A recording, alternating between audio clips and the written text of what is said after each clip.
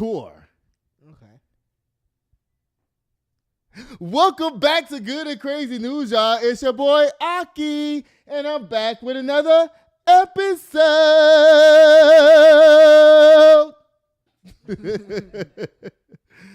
y'all know I got my mama in the house. Hey, y'all. And I got my trusty co-executive producer in the house. What's up, guys? Y'all, welcome back to the show. I got to tell y'all something. Listen, y'all, the other day, I went to some friend's house, and there was like 10 people over there. And they decided that, hey, let's watch Aki's show. Y'all to put the show on, and baby, when I tell you, I was sitting over there like this the whole time. Oh, ooh, did I say that? Oh, Lord. Oh, my God. Now, when I watch the show by myself, I feel totally fine seeing it. Yeah. But watching it in a group with other people, baby, I need to reel it back. I need to reel it back. Oh, come on, cat. Because I am too off the hook. Oh, sorry. Because I am too off the hook up down here, y'all. Lord.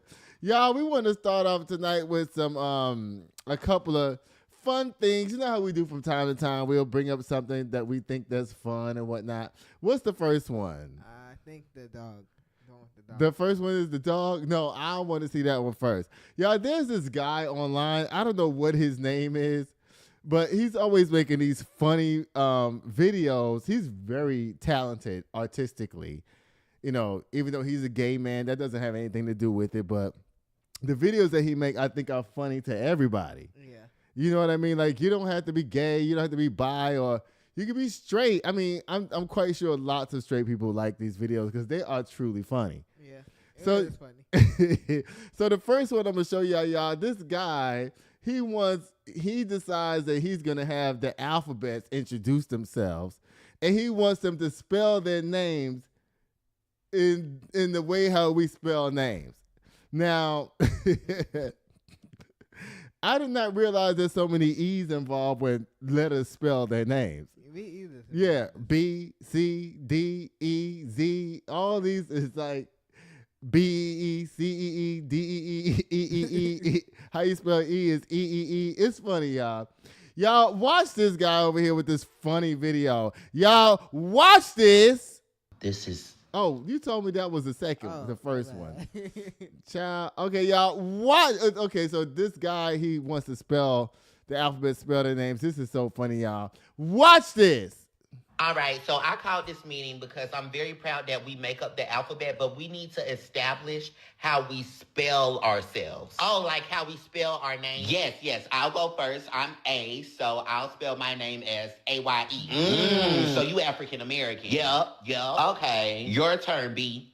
B-E-E, C, C-E-E, D, D-E-E. All right, wait a minute. All right, now. Y'all, we got to start being original. Go ahead, E. Shit, E-E-E. Go ahead, F. E-F-F. G, G-E-E. This not gonna work. Shit, you come all the way down here, I'm gonna say Z-E-E. And I'm damn sure gonna say P-E-E. Y'all making me seem like I'm a hoe. I'm not in all of y'all names like that. V-E-E. Y'all stop. What about you, W? I know yours unique. Spell your name. Yeah, spell your name, W. D-U-B-A-Y-U-H. Oh, that's right. That bitch Nigerian. Yeah, that was so funny. They was like, the W must be Nigerian. And when they said A, he said A-Y-E. They was like, oh, you must be African American. Because you know what's so funny about that? The reason why I thought this video was so funny, because every time I shout out somebody, I always say A-Y-E. I always say that every time. I'll be like, A-Y-E, send. You know what I'm saying? A. You know, it would have been funny if he would have got into the other alphabets like Y. Like, how you spell Y? Just the letter Y? I think so. X. How you spell X? E-X. Yeah. Well, okay, yeah. My mom said Y is W-H-Y. How you spell? Was T down there? T-E-E? Because T is T-E-E too. You're right. V-E-E. All of those letters were down there. I thought that was really funny. But y'all, guess what? He had another video that I thought was really cute, where he talks about adopting a cat and a dog. The difference between adopting a cat and a dog. Y'all watch this. This is beautiful. I kind of miss my brothers and sisters, but I know you're going to take really good care of me. I'm here if you need anything, and I always will be. Do you want some food? Yes, please. You look really nice in your Fashion Nova. Oh, thank you. That was really good, human. Or should I say, father. Now look at the cat when the cat come in. Lord. Put me down, bitch. I don't know you like that. What the hell is wrong with you? What's wrong with me? No, what's wrong with you? You the one who kidnapped me from my parents and you expect me to be cool? I got you some salmon in the refrigerator. Do you want me to get it? You know what? Yeah, go get that salmon before I have to fuck everything up in this house up. Hurry up. Standing there looking like Money Mike. Put the damn food down. Now let me explain something to you. This is how this gonna work. You feed me, you let me sleep, and I give you the gift of not fucking you up. Do you hear me? Can I pet you a little? Girl, I'm about to fuck you up. You know what? Go ahead and rub my head a little bit. All right, that's enough. Don't. I just thought that was so funny, y'all. This just tickled me to death every time I see that. It's just so funny. You like it? Yeah, it is funny. I like it, especially the alphabet one. Which one? The alphabet one is yeah. really funny. Y'all know we got to start off with some tragedy before we get to what's really popping up down here, y'all. Oh my, is this it? This is the picture? Mm-hmm. I told you these nondescript pictures you keep picking. Like, I don't know what this is. It says flames tear through assisted living facility in Massachusetts, killing 9 and trapping residents. This comes from the Associated Press. It says flames roared through an assisted living facility in Massachusetts, killing 9 people and trapping residents inside, including some who leaned out of windows and screamed for help, authorities said on Monday. Now, they're trying to blame the people who work at this assisted living facility for what happened with these 9 people that died. Mm-hmm. I don't care how much staff you got in there. It's not enough staff for each person to have somebody to rescue them. Y'all need to stop. Okay? It's not enough staff. I don't care if you're fully staffed. You got all of these rooms with all of these people in it. It's not the staff's fault the reason why these people died. It's because they try to say it's because the facility was understaffed. Yeah. Do you believe that that's true, or do you think that this is just an unfortunate situation? I think it's an unfortunate situation.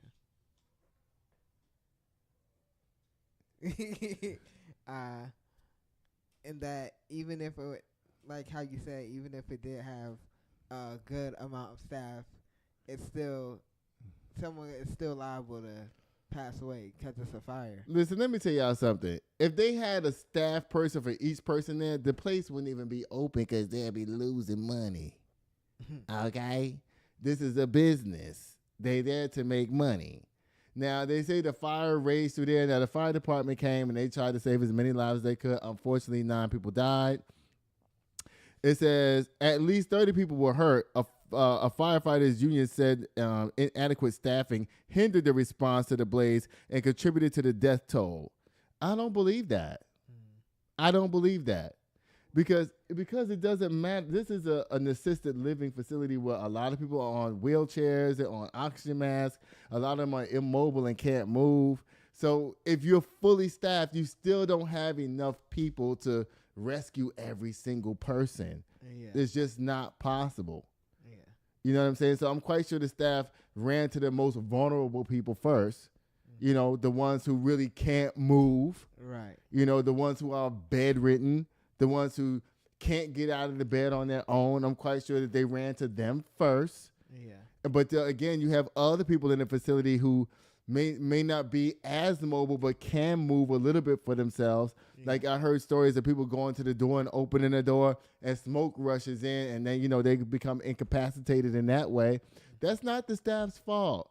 I'm tired of this whole narrative that's going on around right now that you're blaming the people who work there, like in Kerrville, Texas, with all those floods that just happened. They're blaming the government, you know, instead of taking responsibility, saying, hey, we didn't have enough sirens out there. Yeah. They didn't say nothing about this facility saying that they didn't have fire alarms. You didn't hear them say that. Let me read the story first because it might be up down here. Then I have to put my foot in my mouth. It says the fire chief suggested no number of first responders would have been enough. Meanwhile, several residents who praised firefighters and police for heroic rescue efforts said staff members did little to help. I don't believe that. I don't believe that. Because to have a job like that in one of those assisted living facilities is a noble job to have. Okay? And I'm quite sure that if you have a facility, right? We don't know where the fire broke out at. It could have been anywhere inside this building. I saw the building. It was like a 3-story. That's what the picture should have been. It was the building. It's like a 3-story building, assisted living place. Okay? The staff probably went to who the most vulnerable people were first. To say that the staff was helping very little is a non-statement that should be being said. Because they were helping people. Just imagine if you have somebody that's bedridden that cannot move. Do you think that one person's going to be able to help that person, or you think it's going to take multiple people? Multiple. Right. So how can you sit up here and say that they were helping very little? They were doing what they could with the resources that they had. Y'all need to stop that. Right. It's assisted living, a nursing home.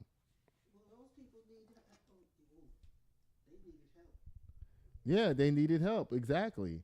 And so the fire department is trying to blame the staff. No, the fire department, when you got there, how about y'all call more engines down there? You know, it's an assisted living facility. That means that, bring as much manpower as you can bring. Right. But they should. But they ain't gonna do it. Why wouldn't they do that? Because that's the way it works. They don't care about old people and seniors?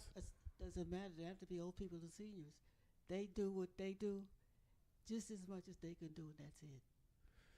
Well, when they have other disasters and stuff that happen, they call for fire departments and stuff to come from all around and help out. Right. Okay, so they should have done the same thing here. Yeah.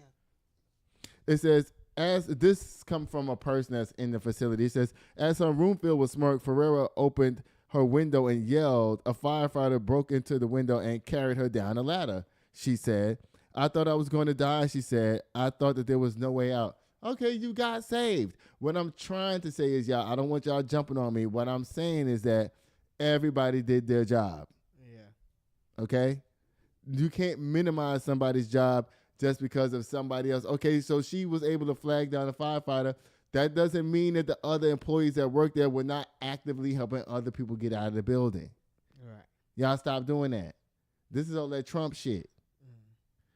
It says, that fear mixed with anger as she watched 2 employees run from the building. They left us alone and ran into the parking lot, she said. I was hanging out the window. Help, help. They just kept running. Okay, well, exactly. You don't know what the situation was that the employees were in. First of all, I get paid to come here and wipe asses and keep people alive. Right. My job is not to come here and die. Okay? And they're not a captain of a ship. So if the employees are running away from the building, it must be because it became overwhelming to them. It didn't mean that they did not care. It means that they overcame with smoke or something like that, right, that made them leave the building. Yeah. Just imagine you work at a senior facility. You might want to save Mr. John over there in the corner, but you're not a firefighter. So what, are you supposed to lose your daggone life to save Mr. John? Dang, you cold. But that is the point that I'm making. Yeah. You're not a firefighter. They probably didn't have the proper PPE, the proper equipment to even stay in there. You're trying to ask employees that work at a facility to pretend like they have firefighter equipment on to save these people. Right. They didn't have that on. They had on their uniform, and that's it. Yeah. So y'all please stop blaming the employees. Don't do that. Don't do that. That is dead ass wrong. It's selfish, and it's unappreciated. Now you got these people that worked in this facility barely wanting to come outside because y'all want to point and blame the fingers at them. They don't own the place. They don't own the fire department. They just work there. And the place is on fire.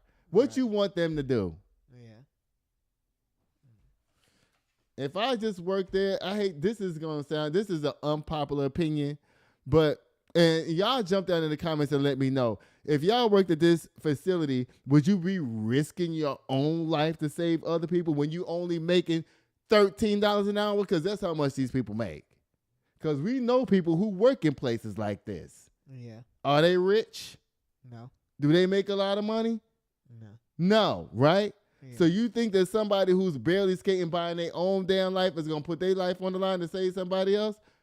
Listen, I hate to sound this way, but that's what it is. Right. It says the dead ranged in age from 61 to 86, authorities said. Old people. Yeah. The people that worked in there was young. Right. So they're not going to be carrying no 86-year-old out of no flaming, burning building. Right. I mean, come on, y'all. Listen, y'all are tripping up out there.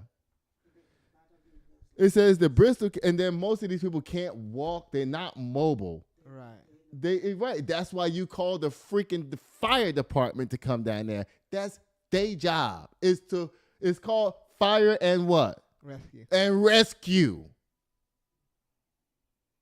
Y'all pointing the finger in the wrong direction up down here. I don't like that. The Bristol County District Attorney's Office identified 7 of the deceased as Ruiz Albanez, 64, Ronald Codega, 61, Margaret Duddy, 69, Robert King, 78, Kim Mackin, 71, Richard Rocon at 78, and Eleanor Willett, 86. The office said a 70-year-old woman and a 77-year-old man was still pending notification of family. Now, I want to send out all my condolences to all these people who passed away. Yeah. I'm not being insensitive to that. But for y'all to sit up here and think that people who work somewhere, who's going to work every day, is going to risk their life to save somebody else who's already lived their life, they're not doing that. Not for $12 an hour. Do you understand what I'm saying? Yeah. It was like you didn't have anything set up for them if something happened. Exactly. These people, they don't have big life insurance and all that that's going to take care of their kids and their family in case they got killed down there to the fire. Right. Y'all stop blaming the employees that work at this place. And God rest the souls of the people who didn't make it. And you know what? If the employees weren't doing what they were supposed to be doing to that magnitude, it would have been more than 9 lives lost up down there. Yeah. So guess what? The fire department, when you call 911, they don't show up instantly. These motherfuckers, they got to get dressed. They got to slide down that pole. They got to jump in the vehicle. And while all of this is happening, while all of this is going on, the employees are doing what they can. Don't discount them. I don't like that. Right. Yes. Bye, y'all. Bye. Bye. Listen. Bye. That just pissed me off, throwing blame at the employees at that place. That really pissed me off because these people are doing a noble job in an assisted living facility where a lot of these people's friends and family and parents and children don't give a damn about what's happening to them. But then when tragedy strikes, you want to turn around and blame the employees. That's dead ass wrong. And we had a similar conversation about this today, did we not? Yeah. That can happen to anybody. Y'all, from that to this. Y'all, says Chico DeBarge got arrested. They say allegedly for smoking crack on a bicycle. Auto slam again. If she gonna talk, you gotta put the mic. So why don't you slide over some? That way it'll be easier for you. Well, tell JoJo big ass to move out the way. Listen, they saying Chico DeBarge was smoking crack on a bicycle. Child, this sounds like the movie Friday. He out there smoking crack on a bicycle. But you know what, though? The crack must be good up down there because, baby, if he's still surviving all these years later, still smoking crack, because as far as I know, crack don't even exist no more, and neither does cocaine. Okay. So he must be getting that good from somewhere. He got a hookup. Girl, you playing now. No, I'm not. Oh, Lord. Bye, Chico DeBarge. Lord have mercy. No, he's a singer. He was in the group called DeBarge, where they claim that Janet Jackson was one of the baby daddies up, her baby daddy was one of the people up down there. Who is this? This is a huge story, y'all. I don't know who this lady is right here, But the Supreme Court ruled today that Donald Trump can basically fire hundreds of thousands of people that work at the Department of Education.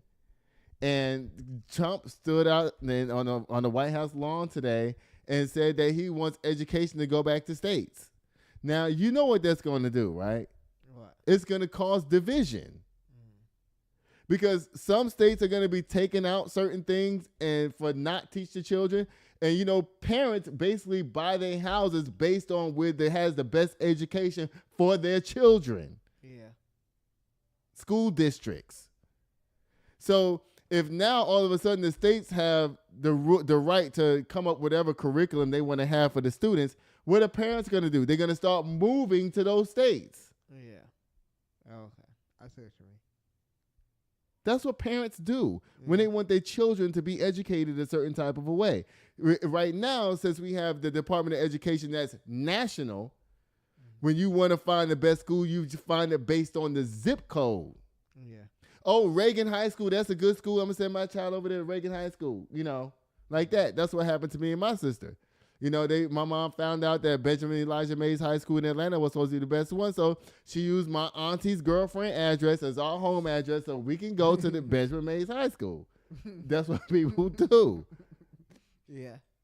That's what people do. You gotta do what you gotta do. For your kids. Yep. That's what I'm saying. So now that they turned it into states' rights, certain states like Florida, who have been doing what? Banning books, getting rid of DEI, taking black history out of the curriculum. But what this is doing is forcing black people out of the state. And they're going to go to states where black kids are going to be taught that. Places like Georgia, South Carolina, Mississippi, Alabama. I don't know. This might end up being something good because really what it's doing is bringing back segregation. Yeah. They're going to make black people move to certain states and make white people move to certain states because of this Department of Education nonsense, making the states back in charge. The Department of Education has $7 billion sitting on the books right now that's not being spent because Donald Trump has suspended what they can do. So that $7 billion has to be dispersed to all the 50 states for them to rebuild a new curriculum that's not regulated by the federal government. This is good and bad news for everybody.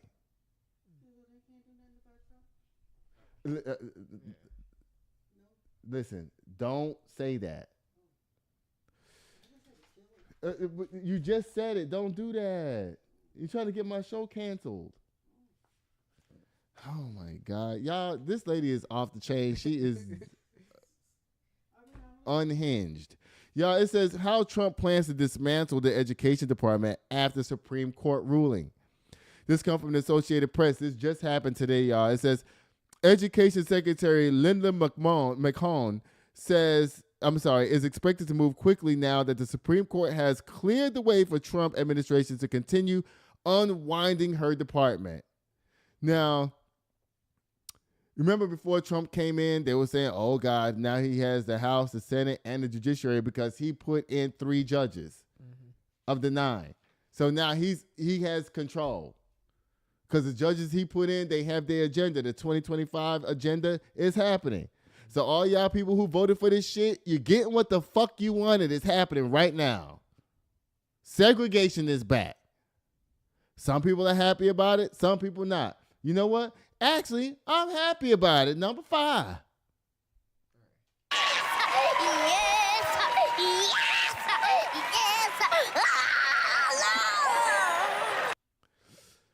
Oh, God. It says right here, the justices on Monday paused a lower court order that had halted nearly 1,400 layoffs and had called into question the legality of President Donald Trump's plan to outsource the department operations to other agencies, basically saying that he wants to disband it and, you know, say for instance, if in the Department of Education, if it has to do with history, he wants to push it to another department that handles history, you know, basically push people around.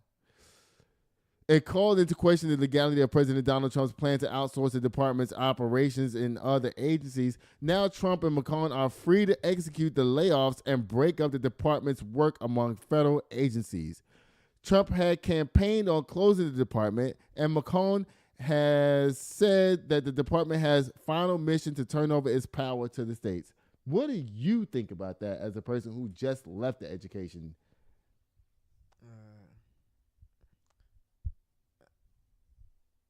I have to think about it more. So let me just tell you this.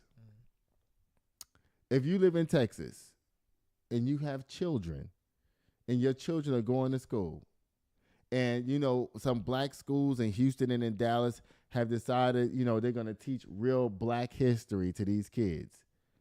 And now, because it is going back to states' rights, the states are saying, hey, you can't do that no more. We're going to continue teaching your children that Christopher Columbus found America in 1492, which is a bullshit lie because Christopher Columbus never made it to America. No. What are you going to do about that? I would probably just have to find someplace that is actually teaching.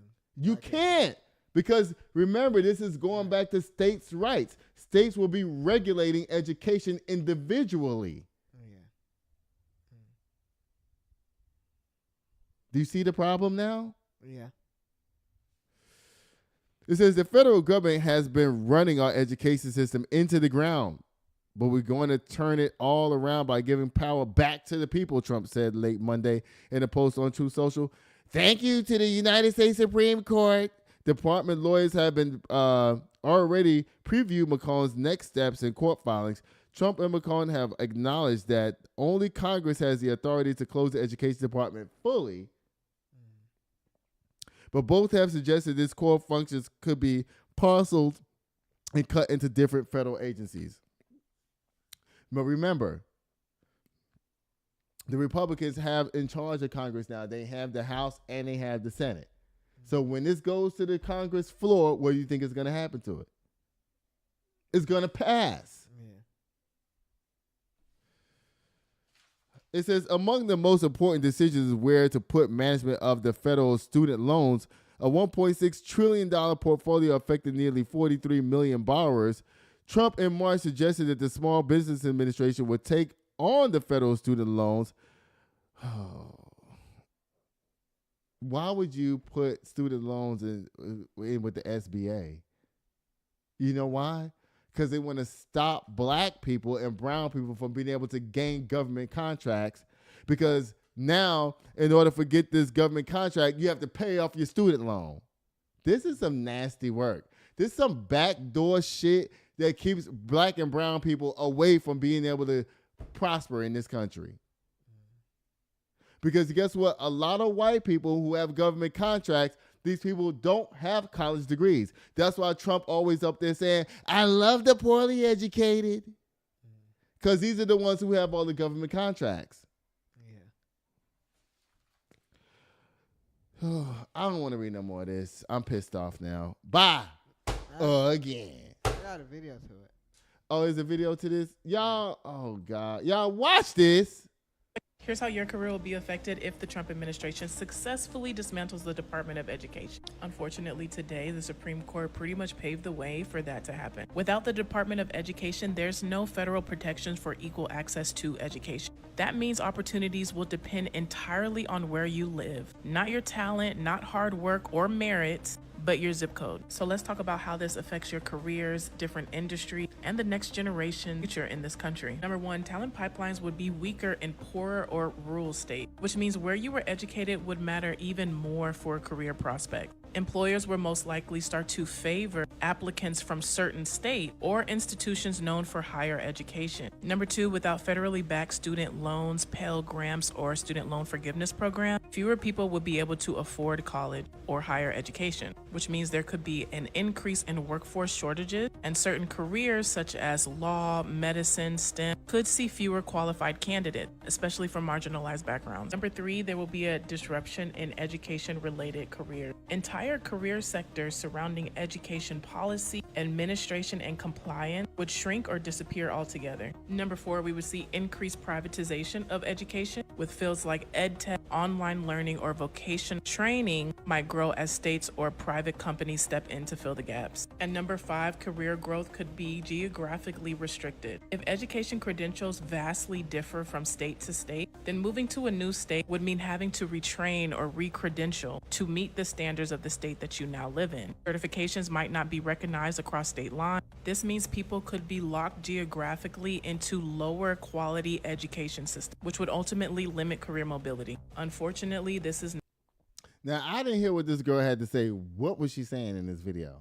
Was she basically saying what I was saying, or was she saying some different points? She was saying what you were saying and some different points. And what are the points she was saying? Because I didn't hear it. She was saying how it would affect like college professors and just normal. Yeah, because I didn't even touch on the college part about it.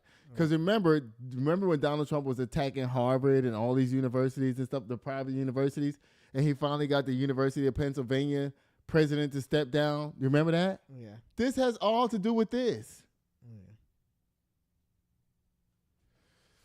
The country that y'all know is no longer. You know, and here's what's funny about all of this. You know, I listen to Black Progressive Radio all day. Yeah. Karen Hunter was sitting up there talking about, yeah, tear it all down, tear it down. The government. And now guess what Trump's doing? Tearing it down, tearing it all down. And Karen ain't saying nothing. She's sitting over there like a church mouse, like, uh-oh, I didn't know this shit was really going to happen.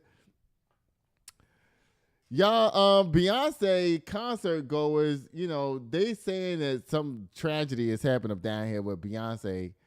I don't know, but they say that someone stole unreleased Beyonce music from a car in Atlanta. What to know about the investigation? Now, I did not know. A friend of mine sent me this picture today, and low-key, I did not even look at the picture. But they said that this was supposed to be the suspect that stole Beyonce's music up down there to her car. Yeah. It says, this comes in the Associated Press, it says, a choreographer and a dancer traveling with Beyonce for her concerts in Atlanta left their rental car in a parking garage for an hour while grabbing a bite. They returned to find a broken window and both of their suitcases stolen. They set that shit up. Facts. The two suspects. How would anybody know? Because you had a rental car, okay? Right. First of all, when you say you have a rental car, that tells me that nobody even knows that that's your car because it's not yours. So how would they even figure out, oh, that's the car that's good that Beyonce shit is in? Yeah. Because they make sure that they know that where Beyonce's car was. Beyonce don't have a car in this situation is what I'm trying to tell you. It says right here that a choreographer and a dancer traveling with Beyonce for her concerts in Atlanta left their rental car in a parking garage for an hour while grabbing a bite. So somebody was following them? Is that what you're trying to tell me? It says they returned to find a broken window and both of their suitcases stolen. They lost more than just clothes, sunglasses, and headphones. According to Atlanta police report, the thief also made off with thumb drives containing the singer's unreleased music. Police say they have identified a suspect, which they haven't announced any arrest on Tuesday. Now, this is the picture of the suspect. I don't know. This don't look like no sissy from Atlanta to me. This looks like some type of girl. I don't know who she is, but child. It says the theft was reported on July 8th, which was 2 days before Beyonce kicked off her nights of concerts in Atlanta Mercedes-Benz Stadium as part of a tour in the U.S. and Europe in support of her Grammy-winning album, Cowboy Carter. Have you listened to any of this album? No. You know what? And I see so many people going to these concerts, like they all dressed up in their black folks cowboy outfits and going to Beyonce's concert and everything like that. And I'm like, I don't know none of these songs. I just know the hook of maybe one or two of them. 16 candles. That's all I know. Oh, I know the hook. This ain't Texas. Texas. Hold up. Yeah. Huh. We go round, round, round, round, round. I'm not paying $800 to sing those two lines. I'm sorry. Oh, but come on, cat. It says the theft was reported on July 8th, which was 2 days before Beyonce's kickoff. Okay, I already read that. It says they said they rented Jeep Wagoneer was broken into while parked in a nearby garage. They had left it for about an hour after stopping to eat shortly after 8 p.m. Among the things that were stolen were 2 suitcases. Okay, now let me tell you this. Atlanta is known for break-ins of cars. That is true. And maybe the people recognize that the car was a rental because you can recognize rentals because they have that little barcode in the front window at the bottom. So you then be like, thieves in Atlanta be like, oh, well, that's a car rental. Let's go break into it. Hopefully the people who broke into the car didn't know what they was getting. Right. But by the time they saw these news reports come out, I know they probably sitting back like, yo, hey, guess what we gonna do? We gonna bribe Beyonce. We need $2 million to give you this shit back, and we're gonna leave it in a bag at the corner of North Avenue and 14th Street down there by freaking what's the pizza place called that everybody what's the pizza place everybody love in Atlanta? Anyway, by the pizza place if you want this stuff back, but you need to leave $1 million in a bag on the corner on North Avenue down there by the Bluff. Lord. Ooh, why you play Nikki laugh when y'all, this picture is a joke. A friend of mine sent me this picture talking about this is supposed to be the sketch of the person who took Beyonce stuff and it's Nicki Minaj. Child. It says they have my computer. There's kind of important information in there. Did they say that Beyonce's music set for her upcoming concerts was in there, the music list playlist, as well as the choreography moves and everything for the upcoming concerts? Child, y'all need to do better up down there. Listen, let me tell you something. As a notary, I know this as a notary. When the people sign papers as a notary, what did I tell you about those notary papers? I can't leave them nowhere. You can't leave them if I go inside of a restaurant, I got to take those papers out of the car and take them in the restaurant with me. I can't leave them nowhere because it's people's personal, private information. Y'all people who had Beyonce stuff up down there, and y'all was getting out the car and you knew you had Beyonce's private shit, you should have never left it in that freaking car. Right. Period. You should have been nervous leaving it. Like, you know what, bitch? Y'all should have told each other, girl, you think you need to leave that? Girl, no. Girl, at least grab the laptop, bitch. You know what I'm saying? Yeah. Like, you work for Beyonce.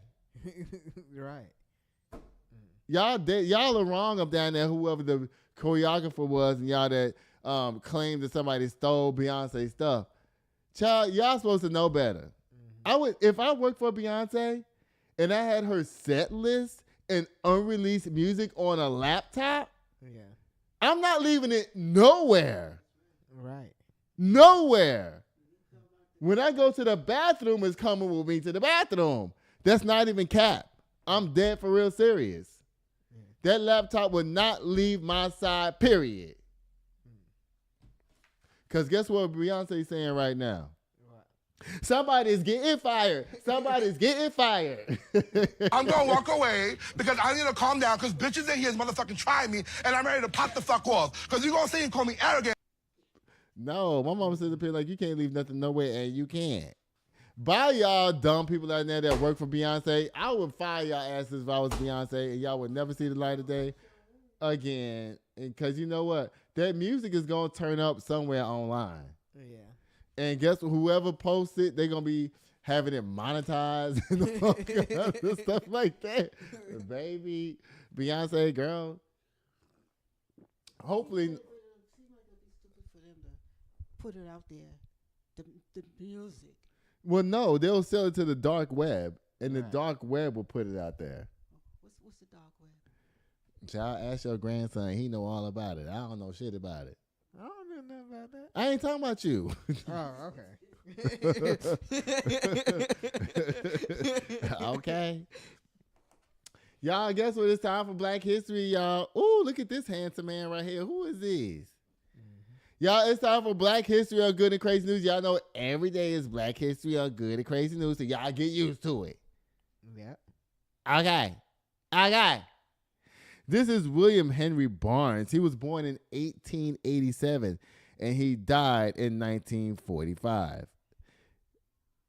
I can't even read this word next to his name, what he invented, child. Let me just... Baby, let me tell you something. The boys in the 1800s, they be looking cute. I mean, like, for real, look at him. Like, come on through, haircut. Hey, come on through, glasses. Look, he got on glasses that don't even have the thing that go to the ear, child. They just sitting on his ear like, that's lit. Yeah. Come on, William Henry Barnes. William Henry Barnes. It says, born in Philadelphia, Pennsylvania on April 4th, 1887, Barnes spent almost his entire life in the city. As a child, he lived with his parents, George. Okay, let me see what he did, child. It says, William Henry Barnes, an ENT doctor at Frederick Douglass Hospital in Philadelphia, was not only a pioneer in the field of medical device design and development, but also credited with inventing the hyperthyoscope. I hope I'm saying that right. If I'm not, child, William Henry Barnes, please don't send your children and grandchildren and great-grandchildren after me. Okay? Incorporating his expertise in medical device design and development, this innovative medical instrument was specifically designed to reach the pituitary gland on the brain's underside. Child, he inventing shit that go inside your head. I wonder how it enters. You think he put it in through your neck? Because pituitary gland is back here. It's like right like in here. The gland secretes hormones into the bloodstream, and Barnes' invention made it easier for doctors to access it. Although reaching the gland without any specialized medical device was possible, Barnes' instrument greatly facilitated the procedure. In addition to inventing the hyperthyoscope, Barnes improved upon the method to remove tonsils without bleeding, refining the process for greater efficiency. Child, he was all up in the ear, nose, and throat section of your body, baby. He was like, if it have to do with ears, nose, and throat, I got you. Yeah. Because could you imagine back in those times in the 1800s, you get your tonsil removed and all this blood is going on, you choking and doing all kinds of shit like that. Child, he found a way to take your tonsils out without you bleeding at all, period. I love black people. It says, an active community member, Barnes attended the Zoar Methodist Church in Philadelphia. He served as president of the board of trustees and founded Zoar Community Building and Loan Association in 1924. In 1937, the city appointed and later reappointed him as one of the original members of the Philadelphia Housing Authority. While holding the position, he insisted on integration in public housing complexes and fair treatment for African-American tenants.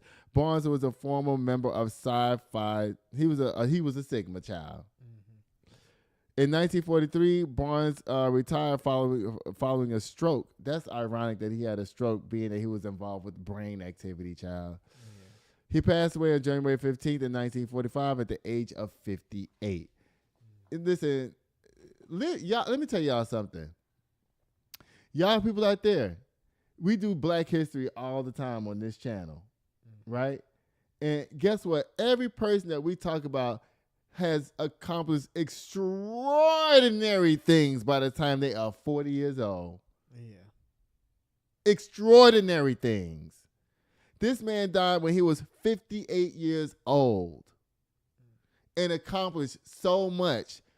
Y'all, there was a study that came out today that said that Americans are not happy. We were number 59 out of 60 countries for happiness meter. And I partially blame that on all this subdivision living for young kids. I'm trying to tell y'all, if you notice that all of these successful black people that we talk about during Black History, they're all from major cities. Have you noticed that? Yeah, I have. They're all from major cities. And you know what makes a major city kid dope? They have access to everything. When you're growing up in these subdivisions like these kids today grow up in these subdivisions, they can barely get to the fucking store. When you was growing up in Jonesboro, Georgia, at that Stephen Place house, were you able to go to the store? No. No. Did you ever go to the store by yourself while you lived in Jonesboro, Georgia? Alone? No. No. And why? There's two major reasons why. Because there wasn't no crackheads. My mama tried it. There was no crackheads. One was that there was no sidewalks on the street leading to the store. That's number one. Yeah. Number two, it was just too far. Yeah. That's why I think that kids, all kids, black kids, white kids, Asian kids, whatever, if you have children, please raise them in the city so they can become something and not be afraid of life. Because these subdivision kids, all they do is sit around and play video games all day. And they 30, 35, 40 years old and don't have shit going on with themselves.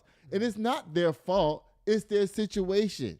The parents think that they're doing something good by raising them in this subdivision, but really what you're creating is lazy-ass motherfuckers who don't have access to nothing but pornography and games. Now, I said what I said, and I'm standing 10 toes down on it. You want to fight me in the comment section? Y'all go ahead, all y'all subdivision families up down there who got all these kids that don't do shit but play video games. And y'all know it's true. Am I wrong? No. I mean, you can say I'm wrong if you think I'm wrong. Am I wrong? No. No. I always tell you all the time about my shenanigans and trips and stuff that I did when I was 3 and 4 and 5 years old, going to the store, buying cigarettes, playing on the corner till the street lights came on, getting my ass beat on the corner, when hanging out at the train station till my mama got off work at 11 o'clock at night, and I'm 3 years old, to walk my mama home from work. When I wanted a pop, a soda, well, we didn't call them pop in New York. We called it soda. You know, pop is a Chicago thing. You know, when you wanted a soda, you go to the store, you get yourself a soda. You wanted candy, you go to the store and you get it. All of us kids, we had jobs, even though we didn't have real jobs. We were all working as children. You know how we was working? Carry Miss Ann's laundry down there to the laundromat. She'll give you $1. You understand what I'm saying? Yeah. Mr. So-and-so sitting on there in the corner over there, you know, shooting dice and shit like that. He'll give you 25 cents to go over there and get him a pack of cigarettes. That's a job. Right? Right? Yep. Kids had jobs. And they knew who to run to, who was going to give them some money to do something. Didn't matter what it was. You was going to grow up, and you was going to grow up good in the city. You ain't going to be afraid of nothing. I was driving through a subdivision today. I think it wasn't even today. It was the other day. You was in the car with me. We in the subdivision. A kid, looked like he about 10, 11 years old, comes right in front of the motherfucking car, looking to the right and not even looking to the left. Yeah. You remember that? Yeah. Subdivision kids don't know shit.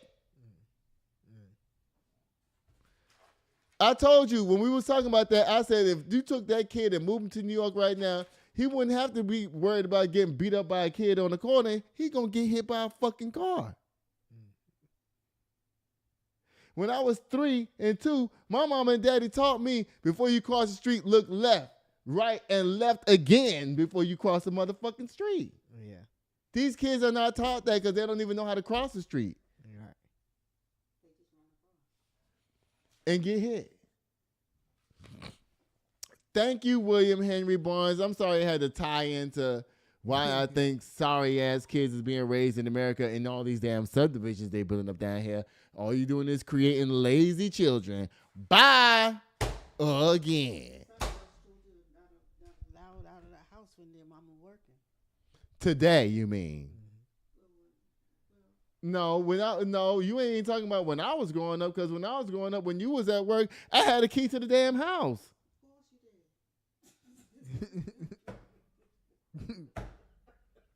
My mom and daddy was at work. What? Well, I don't think I started cooking until I was like maybe 8 or 9 years old. But I was definitely pouring my own cereal, sitting down in front of the TV. Like, they didn't have to wake me up on Saturday morning. I was already in the living room with ice in my bowl with milk and the whole box of cereal with me in the living room on the floor. I'm 3. Yeah. Might have been 4. My mom was like, you wasn't 3. You was probably 4.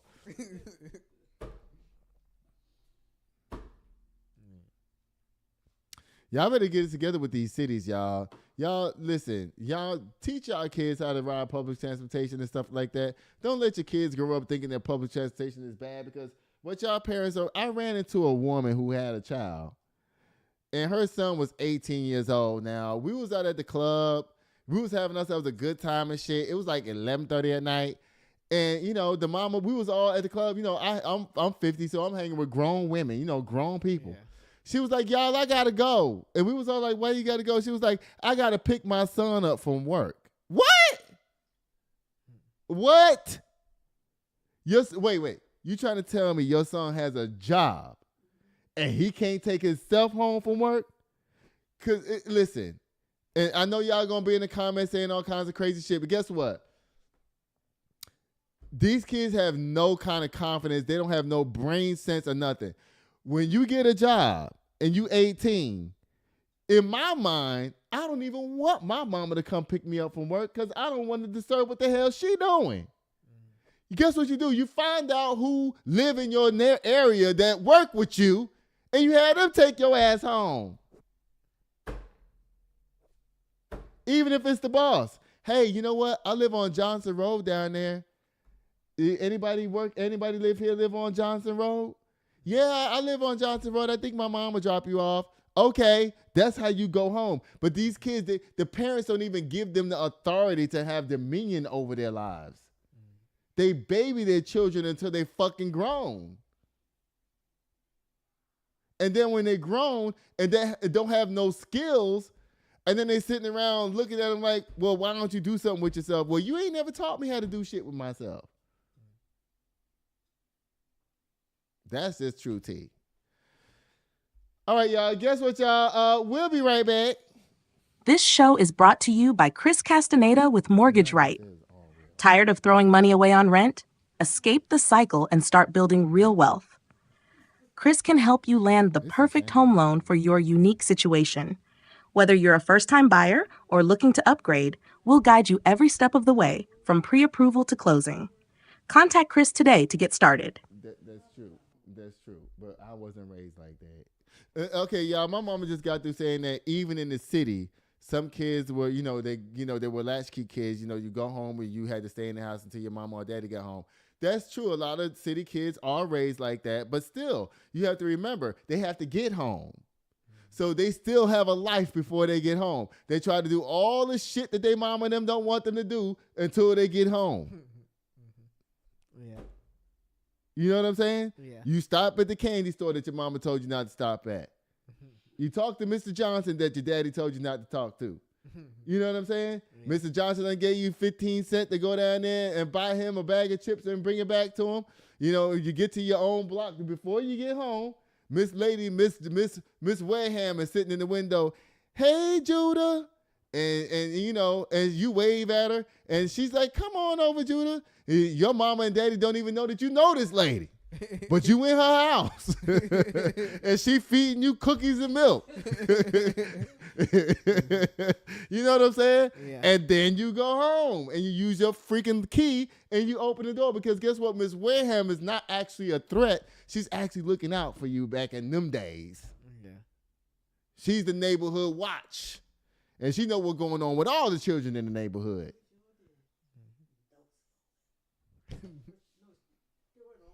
Someone was just nosy. Yeah, but they knew. Look out for you, though. Yeah, that's how you grew up. Mm-hmm. But now these kids, child, guess what? The society got them believing that the world is so fucking bad out there. And guess what? Society is no worse today than it was.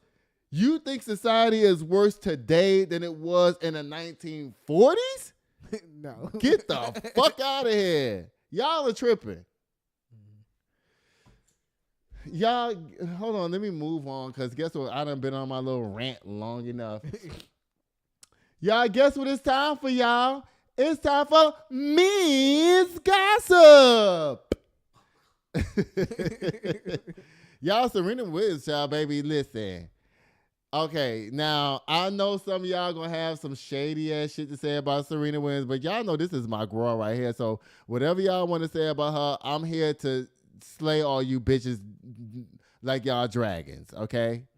Now, Serena has been working out, and in the caption, she already said, you know what, I know I cut my body, because this is called cutting, what she did. She works out, and then, you know, because Serena's known for being thick, but she's older now. Yeah. So she need more agility. So, you know, she need to be cut a little bit more. She said, you know what? Ain't no competition up out here with these young girls, child. Listen, guess what? I was robbed from my biggest title I was ever supposed to get as world's best tennis player ever by Naomi Osaka, who took the title from me and then went and sat the fuck down. Oh, come on, cat. No, I'm talking about Naomi Osaka. Naomi Osaka took the realm from Serena, snatched her. Serena was about to be the best tennis playing champion for all the Grand Slams and everything in history. Mm-hmm. And Naomi Osaka said, bitch, and then went and sat down. That was a slap to Serena's face. Yeah. So Serena went and had another baby. And she said, guess what? Even the girls that's out there right now, Coco, Sabalenka, all these girls, none of them can stand on top. Coco just dropped out of Wimbledon the other day. Did you hear about that? Yeah, she just dropped out of Wimbledon or the U.S. Open just the other day. She didn't even make it past the entry rounds. So Serena was like, girl, I see a hole for me to pop in. Girl, I'm finna come snatch my last crown I need to get. Because y'all girls can't do it. Y'all girls are sitting up here playing around. I might as well just snatch my body back and come on down here and snatch my final crown, and then I'll be gone for good. I'm here for Serena because she is 40 years old, and she looks amazing, and I'm here for it. It says Serena Williams shows incredible body transformation as Venus prepares for comeback. We don't care about Venus. No. Girl, you playing now. No, I'm not. I'm just playing, y'all. We love Venus. It says it's safe to say that Serena Williams has maintained her incredible physique since stepping away from tennis. The legendary champion who claimed 23 Grand Slam titles competed for her final match at the U.S. Open 3 years ago, falling to Aja Tominic in a grueling 3-set battle. After that loss, she delivered a tearful goodbye to the crowd at Flushing Meadows. She successfully avoided the temptation to make a comeback, and in August 2023, welcomed her second child. It says, however, according to her most recent Instagram update, the 43-year-old remains committed to maintaining peak physical condition. On Friday, she posted a collection of photos from her recent gym sessions on Instagram, displaying a toned physique with sculpted abs, and a caption stated, "Working out and working on my angles." Let me tell you something about Serena. This girl knows her body. When she was having her first baby, Olympia, she was in the hospital. And because you know how they say black women have a higher mortality rate when it comes to childbirth than any other race of people. Oh, yeah. And she was trying to tell the nurse, hey, something's wrong with me. And the white nurse is down there like, girl, ain't nothing wrong with you because we taught in school that black women know how to tolerate pain. She was like, no, something is wrong. Right. She had to advocate for herself to have the doctors and nurses pay attention to her because she could have died. Oh, yeah. She was like, I know my body, and something's not right. They had her with all of these things with the blood leaking out into these balls and everything all over her body and everything. Y'all don't listen. Serena is a national treasure and a princess of the United States of America, baby. And when I tell y'all do not play with Serena, don't play with her. Because, baby,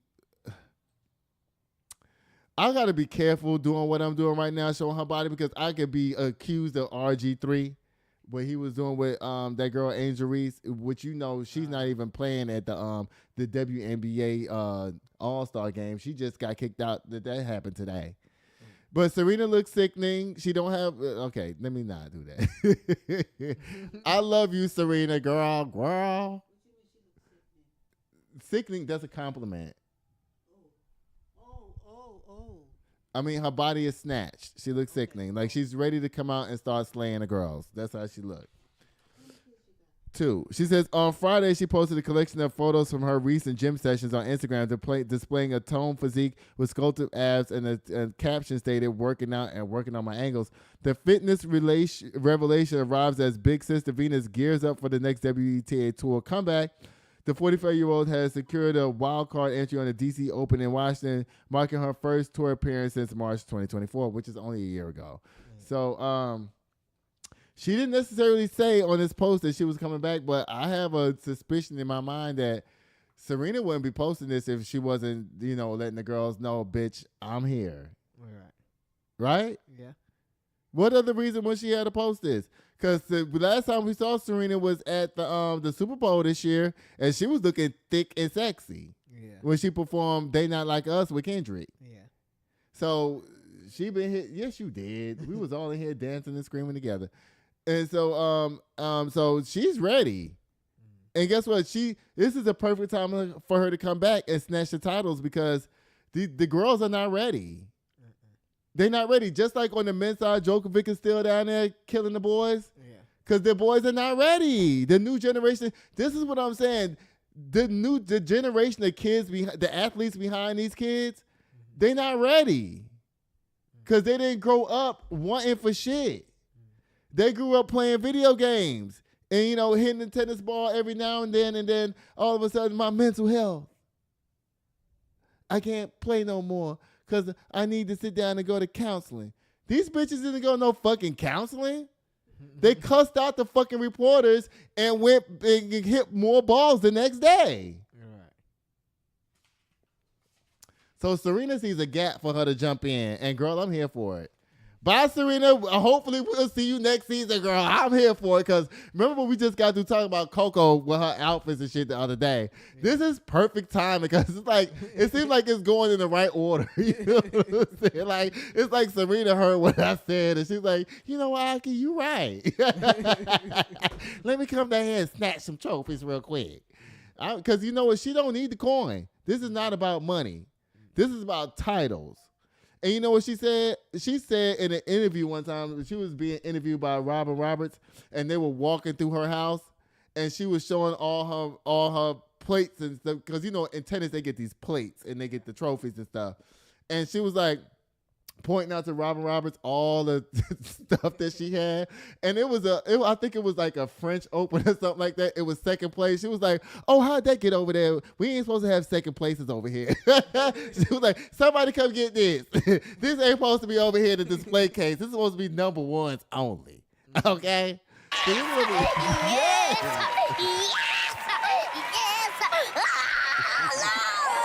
So So I'm here for Serena. I'm here for her. Yeah. I'm excited. Like, I'm ready to start watching tennis again because guess what? She's going to make us watch. And remember we talked about the outfits from Coco the other day? Yeah. Trust me when I tell you, Serena going to come out in something sickening. Now, you know what she's going to do? She's going to put on some more weight. She's not going to stay like this. Yeah, she's not going to stay like that because she needs Serena needs, this is her workout. She cut. This is her final cut.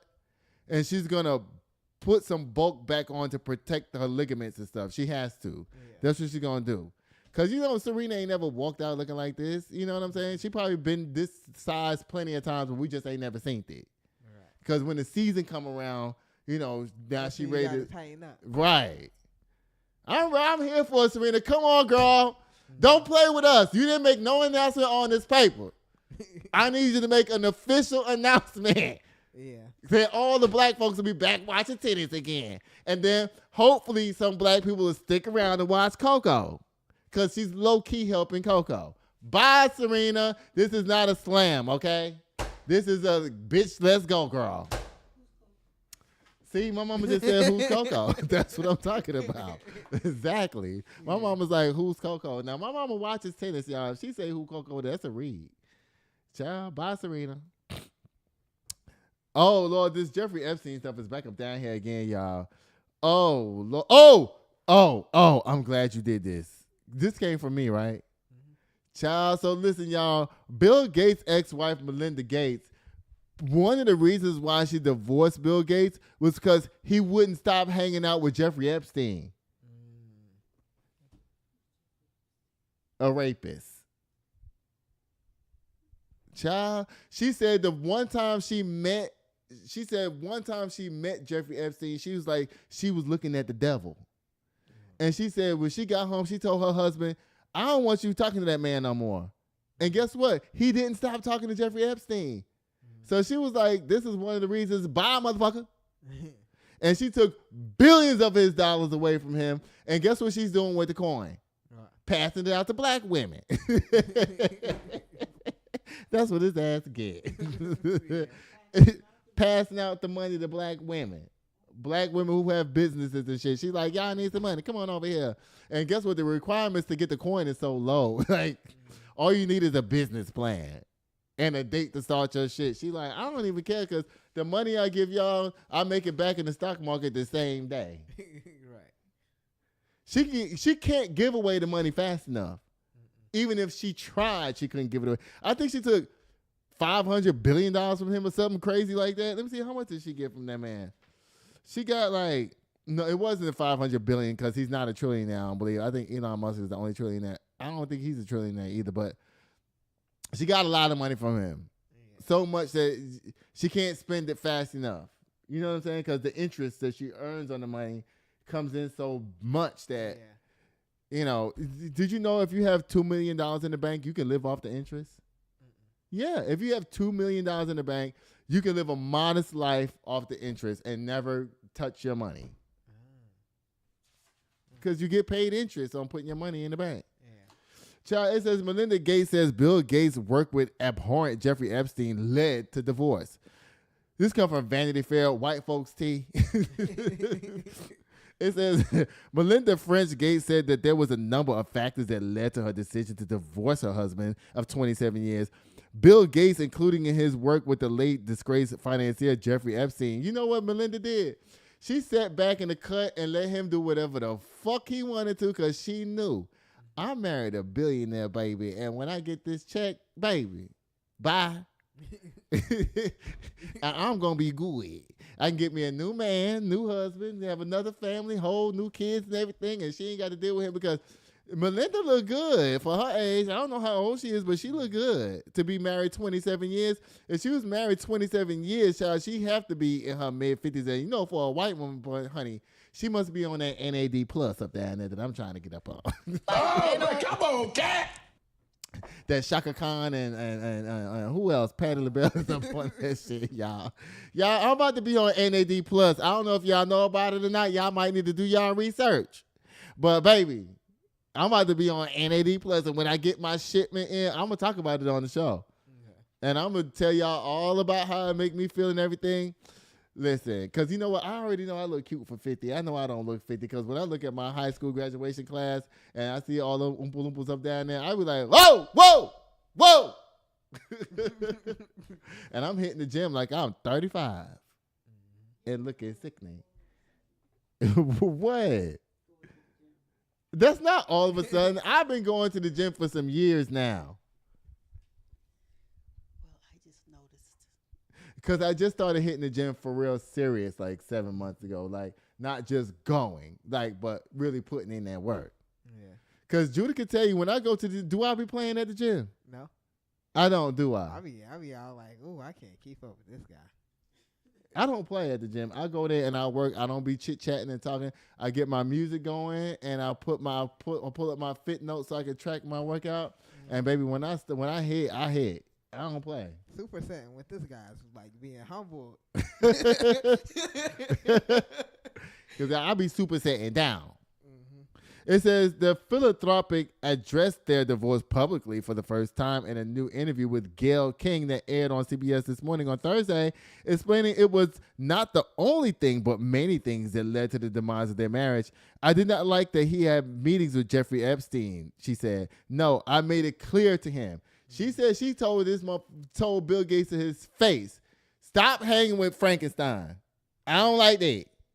And you know what he's known for. Get away from him or I'm leaving. She explained, because you know why he wouldn't stop messing with Jeffrey Epstein? Because like Pam Bondi said about the Epstein files, it was nothing but what down there in them videos? Child pornography. Pam Bondi said that. Starring who? No, these dummies. Right. Bill Gates and, I hate to say it, but Bill Clinton and Puffy and all these niggas down there. That was going down there to Jeffrey Epstein Island and humping them young girls down there. Because all them girls, the reason why she called it child pornography is because a lot of those girls was under 18. Child, it says she explained, adding that she met with the convicted sex trafficker exactly one time because she wanted to see who this man was. She continued, I regretted the second I walked in the door. He was abhorrent. He was evil personified. My heart breaks for these women. In a statement on CBS, this is why this whole Jeffrey Epstein thing is now blowing up in Donald Trump's face. They're trying to get Pam Bondi to step down. They got the black man with the fucked up hairline way back here. He's claiming he gonna quit his job up down there. This is a whole fiasco. Yeah. Even the MAGA people are mad with Donald Trump. The MAGA people want the list released because the list is there. Yeah. Pam Bondi, girl, you ain't gonna have no job in a few minutes. I was like, go and sit down somewhere. Child. And Pam, child, let me see. She said the meeting with Epstein was a mistake that she regretted deeply. She only met him one time for a few seconds. She said she regretted it deeply. It was substantial error in judgment.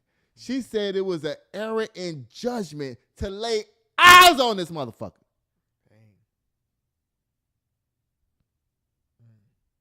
Do you understand that? Yeah. This is a woman of means and money and access and power. And she said when she saw him, she saw the devil basically. Yeah. And told her husband, if you talk to this motherfucker again, I'm getting a divorce. Because he's down there effing young girls. And having your ass on the plane down there going to F young girls too. And if you going to have F young girls, I'm not going to be with a man that's eventually going to be a convicted felon for having sex with minors. Right. That's what she said to him. Yeah. And guess what she did? She got the fuck on like she should have. Before she end up embroiled in all that mess. And when everybody go to take all his money like they do Diddy and everybody else, she was like, let me just go ahead and get my coin before the list drops.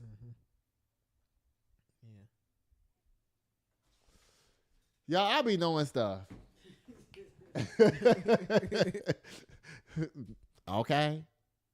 Y'all don't play with it. This is, all of this stuff that I just told you is all from this book. Okay? The 48 Laws of Power. I'm not playing. Listen, all of that shit I just said, these motherfuckers read this book. I'm trying to tell you. Yeah. They read this. Listen, let me tell y'all something. Y'all, I read 48 Laws of Power the first time I read this book. Y'all know what this book had me doing? I was sitting at home going like this. Come on, Dad. Waiting to get in on a lick. You know what I'm saying? Like, any type of lick. I was ready because this book, baby, will have you sitting in the corner sweating. Think about how you going to manipulate motherfuckers tomorrow. Mommy, I'm doing my show. You can ask me all them questions later. Child, it says right here that Melinda also spoke openly about her ex-husband's affair with a staffer 20 years ago, which a spokesperson for Microsoft co-founder confirmed on May 2021. I certainly believe in forgiveness, she said. So I thought we had worked through some of that, she confessed. So she was willing to put up with his infidelity with somebody that she knew, but she was not willing to put up with her husband knowing this motherfucker. Did you hear that? Yeah. She was willing to put up with knowing that her husband would sleep with her with another woman, but not willing to put up with the fact that her husband was hanging with this motherfucker. What does that tell you? They'll tell you that he's the devil. Like, child, you ain't even paying attention. You're not even paying attention. Listen, she said meeting him was abhorrent. She laid eyes on him one time. She knew her husband was cheating on her with another woman, but she was more concerned with her husband hanging with another man.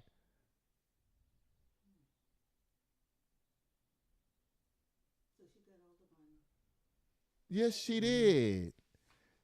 And let me tell you the significance of that, because y'all, Judah sitting up here looking at me like, okay. I know you emphasizing this shit, but I don't know why. I know what you mean. In other words, she was saying this man leading her husband to prison. Yeah. Ooh, child. It says, there came a point in the time where there was enough there that I realized I wasn't healthy, but I couldn't trust what we had. When asked by King if there were other affairs throughout their marriage, the co-chair of Bill and Melinda Gates Foundation replied, there are questions Bill needs to answer. But he don't need to answer no more because they divorced now. Right. But the point of the fact of the matter is that guess what? Every woman is willing to deal with their husband cheating if he's a billionaire. Yeah. Right? As long as I got the motherfucking ring, bitch, I don't give a fuck what you do because my husband's a billionaire. And I probably got a couple of dicks on the side myself too. Right. But when you hanging with somebody that's going to lock your ass up and get your ass put in prison for life and threaten what we have built, threaten what we have built, I can't fuck with you. Right. Because now you fucking up our legacy, Yeah. This is about legacy. And he's going to ruin that. Yeah. Oh! Oh! Oh! Oh! Oh! Oh! Oh! Y'all, guess what? What? Conspiracy theory. Y'all. But I ain't one to gossip, so you ain't heard that from me. You know that 1 minute that's missing from the videotape of Jeffrey Epstein supposedly taking himself out? Mm-hmm. Ah. Okay. Baby. Girl, that's why they trying them all right now. Yeah. That's why they being tried all over social media.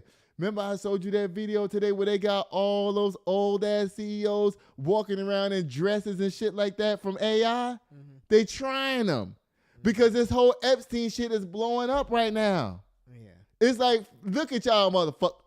Listen. Oh, my God. That hit me like lightning. Did you see that? Yeah, I did.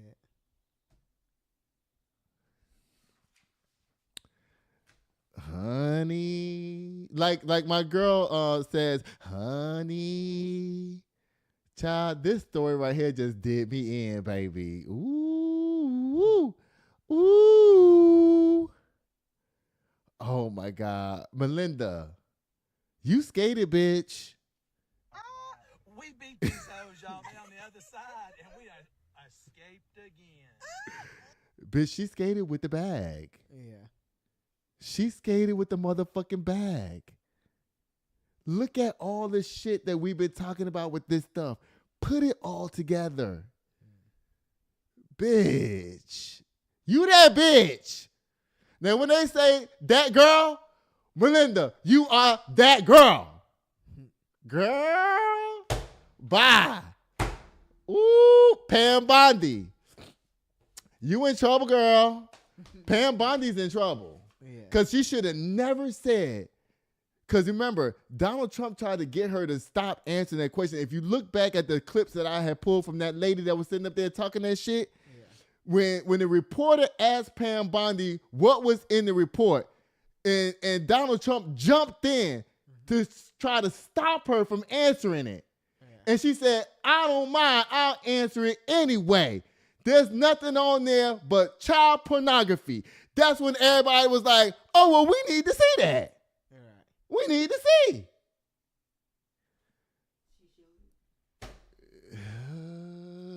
And then they rushed up there and jumped out there and put out that letter talking about, nothing to see here. There's nothing to see here.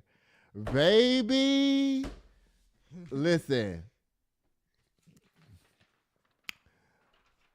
Child, I ain't never been so excited about reading something in my damn life. I'm dead ass real. You just heard me read it. Bye, Melinda, girl. Bye, Bill. Bye, Jeffrey. Bye, Donald. Because you know what? If they subpoena that file, because he tried to knock off the file by saying JFK and MLK are also on her desk too. That was her way of trying to say nothing to see here. But see, we all know about the conspiracy against JFK and MLK being murdered too by the government. Yeah. She shouldn't have never said that. So now everybody's going to want to see all of it. Yeah. And when they subpoena that paperwork, when the court subpoenas that stuff, she already said that the videos exist. All right. That's what she fucked up at. So now when the judges say, hey, where's the videos at? She can't say, oh, it got destroyed. All right. Because your ass is going to get impeached.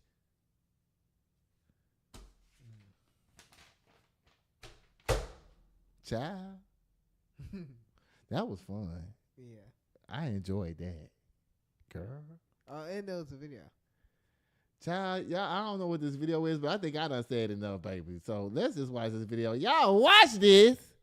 Jeffrey Epstein discovered that Bill Gates had an affair with a Russian bridge player and later appeared to use that knowledge to threaten him, according to people who are familiar with the situation. Here's how it started. Around 2010, Gates meets this 20-something bridge player named Mila Antonova, and they have an affair. One of Gates's advisors introduces her to Epstein in 2013, according to documents we viewed. Epstein later pays for her to go to coding school. Now, Epstein also has this idea for a multi-billion-dollar charitable fund that would pool money from the world's wealthiest people. He had two reasons for this, according to people familiar with his thinking. One, he could make millions off the fees it collected, and two, it would rehabilitate his reputation after getting out of prison for sex offenses in 2009. Epstein wanted Gates to participate, so Epstein tries really hard to get in with Gates. For example, Epstein has meetings with Gates and the Nobel Peace Prize Committee chair to try to help Gates win one. Eventually, Gates starts to distance himself from Epstein. The charitable fund never happens. Then in 2017, years after Gates's relationship with Antonova had ended, Epstein contacted the still married Gates about the bridge player. He asked Gates to reimburse him for the cost of the coding school. And for Gates and Epstein, this money doesn't matter.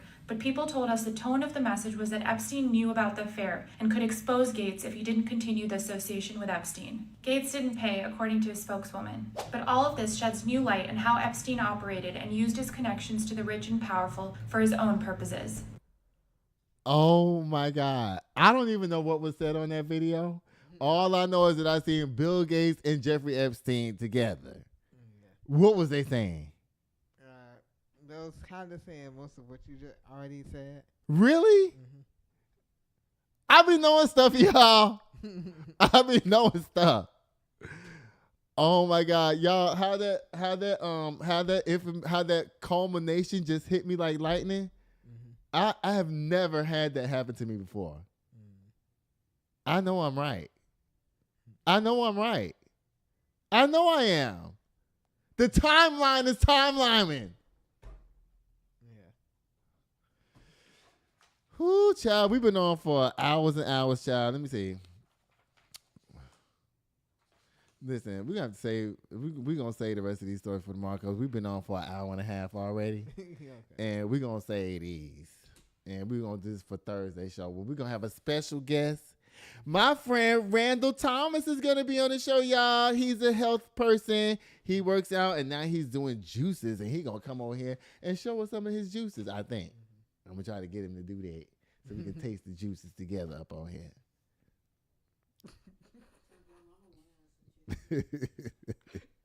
Oh, come on, cat. Yeah.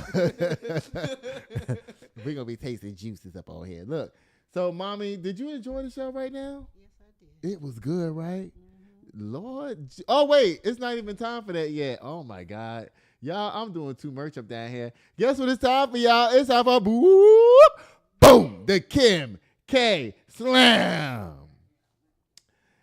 Y'all, please stop blaming the employees that work at that assisted living facility. Y'all wrong for that. Don't do that. If your son or daughter worked at that place, you know they're making $12 an hour, you would not want them to give up their life. Somebody who already lived 90 years and can't move. Don't do that. And that's no disrespect to the victims. I'm not being disrespectful to the victims. Let's just keep reality where it's at, though. We ain't going to do that. What we not going to do on Good and Crazy News is be stupid. Chico DeBarge arrested for smoking crack on a bicycle. Child, where you getting your crack from? I think you need to let everybody know you the plug. Because guess what? Ain't nobody find no crack up out here. And if you can smoke crack and ride a bicycle, that means your crack is good. Because everybody else heart be busting and they try to ride a bicycle, bitch. No, ma'am. Crack make you sit down. Okay, let me stop. Trump, well, you finished doing all your damage to the United States, dismantling the D.O.E, Department of Education, and giving the rights back to the states. That's a good and a bad thing. Like I said, it's going to create segregation, which I'm for, to be honest with you. I don't care. The person who stole Beyonce music up down there, y'all, you better not be in on it. And if you are in on it, you got paid, I hope it was enough money. Because for Beyonce to trust you with her shit, you must have been on the payroll getting good coin. Unless you know something we don't know. William Henry Barnes, you know you don't get no slam on Good and Crazy News. Thank you for all your contributions in your short 58 years of life. Yeah. And I enjoy talking about that, how these kids today y'all. Serena, girl, we ready, bitch. We are all ready for her to come back. Don't play with us, Serena. Melinda, girl. Put on the skating board for Melinda, child, because it's girl. Melinda, girl, you made it, girl. Girl, you made it with the bag. You made it with your reputation. You made it with your life. You made it with your dignity. You made it with your courage. You made it with your humanity to decide that you're going to take this evil money and do something good with it. Girl, you deserve everything for this story that I read, this explosive ass story that I read. Yeah. You deserve it all, girl. Kudos to you. Kudos to you, girl.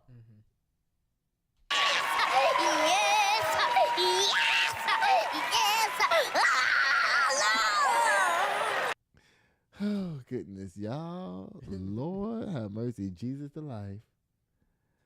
I wonder where old people got that from. Lord have mercy. Jesus to life. Y'all, guess what? That was so good, y'all. I listen, I got more stories to get to. I can't even touch on these because we've been on for an hour and 33 minutes already. Baby, that's already way too long. Even for me by myself, that's like a record. Yeah. For me alone. I hate to watch this show back. I'm probably going to be like, ooh, I can know you did. Judah, how can people get in contact with you? On Instagram at Judah's Photography, JUDAHS Photography. And y'all know I don't really believe in conspiracy theories like that. I'm really not a conspiracy theorist. But 1 + 1 is 2. Yeah. And all I did was add up all the shit and the shenanigans and the timeline and stuff. And what's true is true. Yeah. For real. With that Melinda Gates story, what's true is true. She told us out of her own mouth. Yeah. She was willing to put up with her husband, sleep with other women, but not want her husband to hang with a motherfucking man. That tells you everything right there. It does. He's doing fucked up shit, and I don't want to be involved with this. Let me get my coin and go. All right. Y'all, I love y'all so much for watching. Y'all know what I'll be doing till next time, y'all. I'll be sitting here waiting at the door. Bye. Sitting here waiting at the door, yeah. 1942, 1942. Sitting here waiting on you, yeah. Just waiting on you, just waiting.